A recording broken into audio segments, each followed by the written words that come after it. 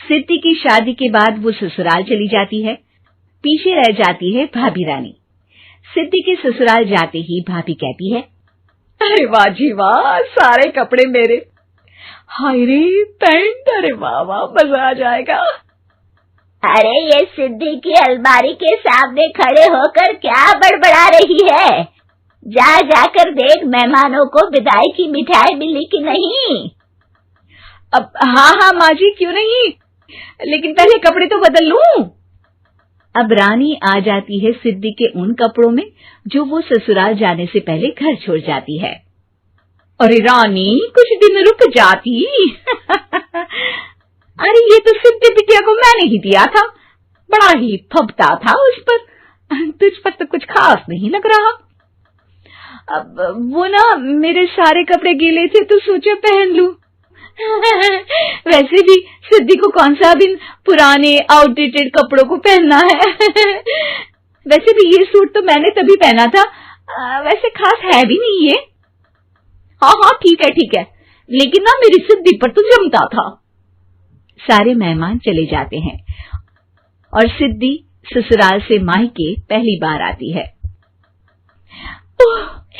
अपना घर, अपना कमरा, अपनी अलमारी।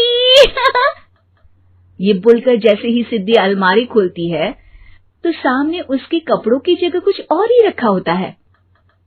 माँ, ओ माँ, जरा कमरे में तो आना। सास और रानी वहां पहुंच जाते हैं। रानी ने पहनी होती है सिद्धि की जींस और टी शर्ट। अरे भाभी, ये क्या? ये तो मेरी बड़ी ही महंगी टी शर्ट है, इसे आपने घर में क्यों पहनी है? अरे बहुत मिलती है दीदी ये चौक की मार्केट में, 150 में। ओ भाभी प्लीज, ये एरोपोस्टल है, 2000 की एक टी शर्ट। ओहो, 2000 में तो दीदी 4 साड़ी आ जाए। अब क्या बोलूं भाभी, ये मेरी अलमारी में छोटू के कपड़े, तो मेरे कपड़े कहाँ है?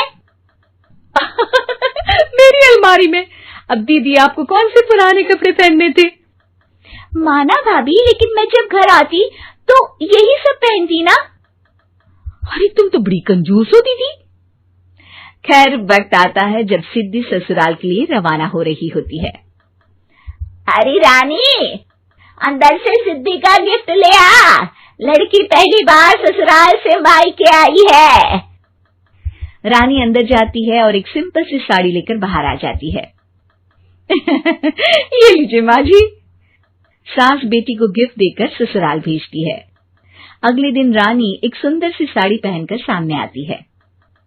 अरे रानी, ये तो वो साड़ी है जो मैंने सिद्धि को देने के लिए दी थी जब वो ससुराल ले जाती, लेकिन ये तूने कैसे पहन ली?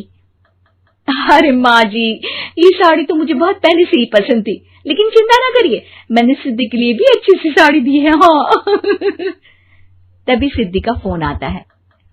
क्या माँ, कुछ अच्छा तो दिया होता ससुराल ले जाने के लिए। अरे पहले दिखा दिया होता। ये चमकते हुए पैकेट में नौकरानी वाली साड़ी मत दिया करो माँ। अरे बेटे, वो तेरी भाभी ने ना गलती से उससे पैकेट बदल गया। हाँ, मैं कल ही तेरे भाई के हाथ से तेरा वाला पैकेट भेज दूंगी। अरे रहने दो माँ, आई एम श्योर भाभी ने अभी वही साड़ी पहनी होगी जो तुमने मेरे लिए रखी थी। तुम तो समझ नहीं पाई उनको। खैर छोड़ो, मैं ज्यादा बोलती अच्छी नहीं लगती, रहने दो, आपको उन्हीं के साथ रहना है, फिर बात करेंगे। सास को रानी पर गुस्सा आ जाता है। वो उसके कमरे में जाती है जहाँ वो शादी का एल्बम देख रही होती है। रानी, मार्केट जाकर एक ऐसी ही साड़ी लेकर आ, कल प्रतीक जाकर सिद्धि के घर दे आएगा। अरे क्यों माँ जी, कितनी साड़ी देनी है दीदी को? यहाँ कोई सेल लगी है क्या? अरे चुप कर, मेरे बेटी के हिस्से की साड़ी खुद पहन ली, अब ज्यादा ज्ञान बांट रही है। एक दिन सिद्धि का फोन आता है। माँ, मेरी सास ने आप सबको खाने पर बुलाया है। सारे लोग सिद्धि के ससुराल पहुंचते हैं। खाना खाकर वो लोग निकल रहे होते हैं कि सिद्धि की सास सभी को गिफ्ट देती है। अरे बहन जी, बेटी के घर का खाना खा लिया, यही बहुत है जो आप ऊपर से गिफ्ट भी दे रही है। अरे बहन जी, आप भी कहाँ इन बातों पर विश्वास कर रही हैं। सास सभी को गिफ्ट देती है, लेकिन रानी को जो साड़ी देती है वो अजीब सी हरे रंग की लाल रंग के बड़ी छाप वाली होती है।